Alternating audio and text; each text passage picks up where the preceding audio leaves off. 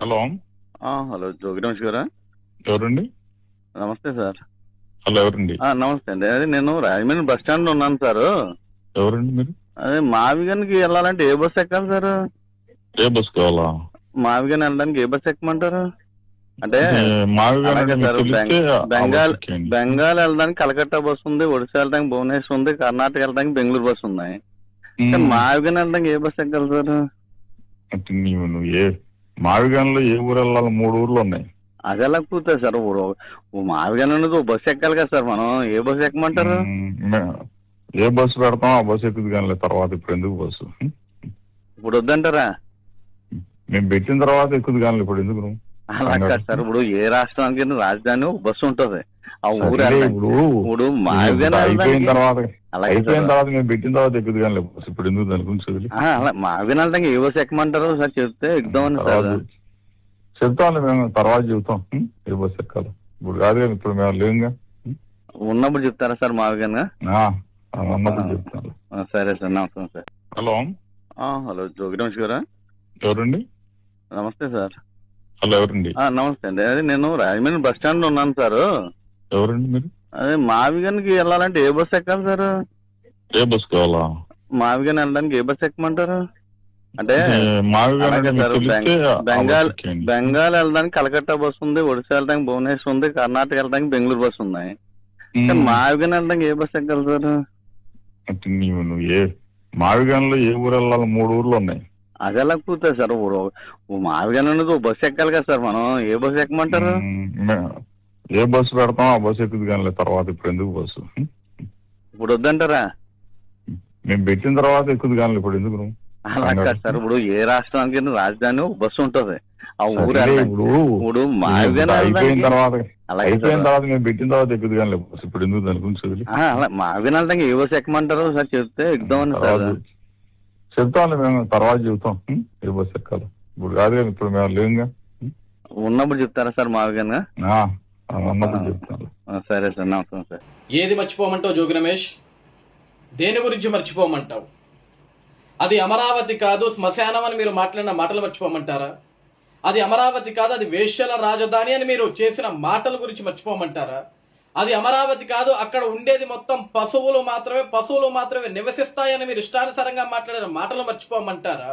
అది అసలు అమరావతి కదా, అదంతా గ్రాఫిక్స్, అక్కడ ఎవడు ఉండడు, అది అమరావతి కదా, అది కమ్మరావతి అని ఒక సామాజిక వర్గానికి మీరు ముడిపెట్టారు చూసారా, ఆ మాటల గురించి మర్చిపోమంటారా? అమరావతి నిర్మాణంలో అమరావతిని నాశనం చేసి 3 రాజధానులు అంటూ ఊరేగారే, దాని గురించి మర్చిపోమంటారా? రాష్ట్ర రాజధాని అమరావతి కోసం భూములు ఇచ్చిన రైతన్నలు పోరాటాలు చేస్తుంటే భూములు ఇచ్చిన రైతన్నల చేతికి సంకెళ్లు వేయించి అరెస్టులు చేయించారా, ఆ విషయాన్ని మర్చిపోమంటారా? ఆంధ్రప్రదేశ్ రాష్ట్ర రాజధాని జై అమరావతి అని నిరసనలు తెలియజేస్తూ న్యాయస్థానం నుంచి దేవస్థానం వరకు పాదయాత్ర చేస్తుంటే ఆడపడుచుల్ని ఇష్టానుసారంగా అడ్డుకొని వాళ్ళు చీరలు లాగించి వాళ్ళని బూతులు తిట్టించి వాళ్ళని అరెస్టులు చేయించిన విషయాన్ని మర్చిపోమంటారా? రాష్ట్రమంతా జై అమరావతి అని పాదయాత్ర చేస్తుంటే అడుగడుగున పాదయాత్రను అడ్డుకొని చివరికి ఆడపడుచులు అన్నం తింటుంటే ఆ అన్నాన్ని కూడా నేలపాలు చేసిన విషయాన్ని మర్చిపోమంటారా? ఎస్సీ ఎస్టీలపైన ఎస్సీ ఎస్టీ కేసులు పెట్టించిన విషయాన్ని మర్చిపోమంటారా? బంగారం లాంటి రాష్ట్ర రాజధాని అమరావతిని సర్వనాశనం చేసి ఆంధ్రప్రదేశ్ రాష్ట్ర భవిష్యత్తుని 30 ఏళ్లు వెనక్కి నెట్టేశారే, ఆ విషయాన్ని మర్చిపోమంటారా? ఏ విషయాన్ని మర్చిపోమంటారు జోగి రమేష్? ఈరోజు ఓడిపోయిన తర్వాత 11 స్థానాలు వచ్చిన తర్వాత చివరికి ప్రతిపక్ష స్థానం కూడా లేకపోయేసరికి అమరావతి లేదు, 3 రాజధానులు లేవు, వైజాగ్ లేదు, ఈరోజు మావిగన్, మచిలీపట్నం నుంచి మా తీసుకుందాం, విజయవాడలో నుంచి వి తీసుకుందాం, గుంటూరులో నుంచి గన్ తీసుకుందాం అని ఒక పిచ్చి మాటలు చెప్పంగానే మీరందరూ కూడా పిచ్చోడి వెనక పిచ్చోళ్ళు మాదిరి పరిగెడుతున్నారు. ఈరోజు రాష్ట్ర రాజధాని అంటే 175 నియోజకవర్గాలకు సంబంధించిన అంశం.